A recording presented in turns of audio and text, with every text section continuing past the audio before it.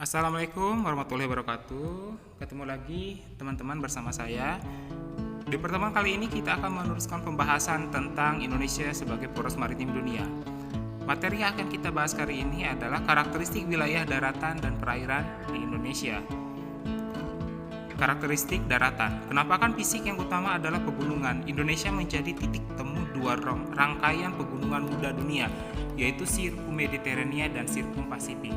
Maka tidak heran, dari Sabang sampai Merauke Indonesia banyak sekali gunung-gunung yang masih aktif, dari mulai Sumatera, Jawa, Nusa Tenggara, Bali sampai dengan Papua, kecuali di wilayah Kalimantan. Karakteristik perairan Indonesia. Di wilayah perairan Indonesia terdiri dari perairan darat dan perairan laut. Perairan darat meliputi sungai dan danau. Perairan darat, sungai adalah aliran yang berada di wilayah daratan. Indonesia memiliki sekitar 5.590 sungai yang terdata. Aliran sungai di Indonesia sangat bervariasi karena distribusi hujan yang berpola musiman dan kondisi geologi setiap daerah berbeda-beda.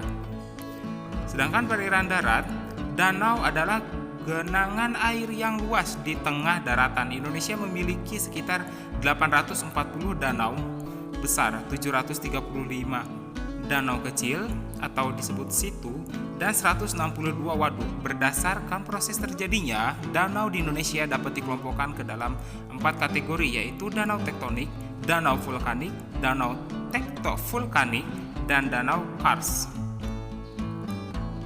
Jenis-jenis danau. Danau tektonik yang saya tunjuk ini danau tektonik, yang ini danau vulkanik hasil dari letusan gunung berapi. Ini danau tektovulkanik, danau kars atau bebatuan atau tebing. Perairan laut. Letak geografis Indonesia berada di antara dua lautan luas, yaitu Samudra Hindia dan Samudra Pasifik. Hal tersebut menyebabkan luas perairan Indonesia mencapai 6.315.222 km persegi atau sekitar 75% dari total luas Indonesia.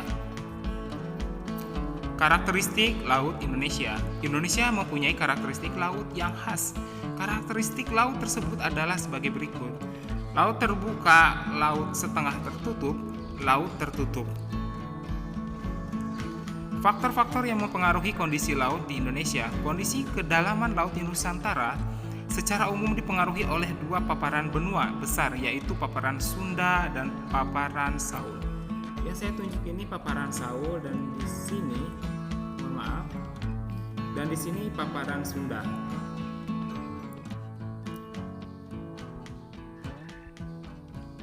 Laut Jawa, Laut Maluku. Laut Maluku itu cenderung lebih laut dalam, dan Laut Jawa itu laut dangkal. Kondisi laut Indonesia juga dipengaruhi oleh dinamika pasang surut. Dinamika pasang surut sangat dipengaruhi oleh periodisitas bulan matahari dan efektif rotasi bulan. Ada 4 tipe pasang surut. Yang pertama, pasang surut harian tunggal. Yang kedua, pasang surut harian ganda. Yang ketiga, pasang surut campuran condong ke harian tunggal. Yang terakhir, pasang surut campuran condong ke ganda. Ekoregion laut Indonesia. Ekoregion laut adalah wilayah perairan laut dengan komposisi spesies yang relatif homogen dan berbeda dengan wilayah yang berdekatan. Indonesia memiliki 18 ekoregion laut termasuk Samudra Selatan dan Laut. Ada Selat Malaka, Samudra Hindia, Laut Natuna, Selat Karimata. Terima kasih sudah menyimak materi kali ini. Sampai bertemu di pertemuan selanjutnya. Wassalamualaikum warahmatullahi wabarakatuh.